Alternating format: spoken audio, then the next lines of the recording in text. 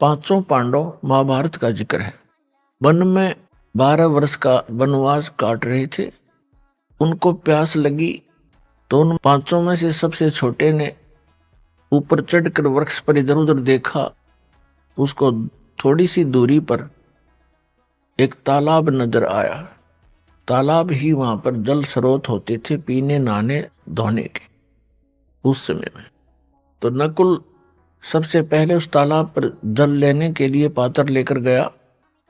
वहां आकाशवाणी हुई कि पहले मेरे प्रश्नों का उत्तर दे फिर जल लेना। नकुल ने इधर उधर देखा, कोई दिखाई दिया नहीं। उसने जल भरना चाहा, वो वहीं पर मृत्यु को प्राप्त हो गया। कुछ देर इंतजार करके दूसरा गया। उसने देखा भाई तो मरा पड़ा है, प्यास से मर गया। उसने सोचा जल पानी ले चलता हूं, उन शेष का तो जीवन बचाऊं, वो भी बहुत प्यासे हैं। आकाशवाणी उसी प्रकार हुई कि पहले मेरे प्रश्नों का उत्तर दे पीछे जल लेना। उसने भी अनदेखा करना चाहा, वो भी मृत्यु को प्राप्त हो गया। ऐसे ऐसे 4 मृत्यु को प्राप्त हो गए। 5वां जब युधिष्ठिर स्वयं गया कि भाई आए नहीं, क्या बात है, देखूं जा करके। उसने देखा सब मृत्यु को प्राप्त है। उसने सोचा ये तो प्यास से मर गए, मरूंगा मैं भी, जल तो पी लूं, ये शौक तो हो ही गया। उसने भी पात्र उठाने की चेष्टा की जल के लिए, तभी आकाशवाणी हुई कि मेरे प्रश्नों का उत्तर दे, बाद में जल लेना, नहीं तो तेरे भाइयों जैसी हालत तेरी हो जाएगी। और यदि तो मेरे प्रश्नों का उत्तर दे देगा, तेरे भाइयों को भी जीवित कर दूंगा।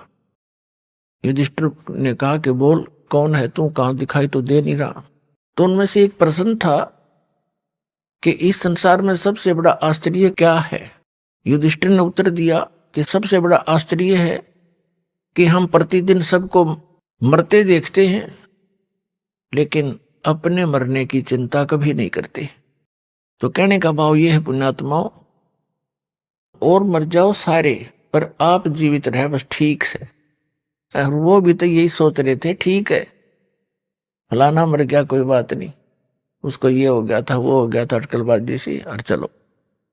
तो पुण्यात्माओं परमात्मा यहाँ याद दिलाना चाहते हैं, जिस लोक में तुम रह रही हो लोक ठीक नहीं है। अभी तक आपके पास कोई विकल्प नहीं था, आपको पता भी नहीं था कि इसका कोई समाधान भी है। अब तो कति कंप्लीट कोर्स है और पूरा समाधान है और बहुत ही आसान है। ये सबसे आसान काम था और सबसे जटिल बना दिया इन अज्ञानी संतों, महंतों, आचार्यों और शंकराचार्यों, काजी और मुल्लाओं ने।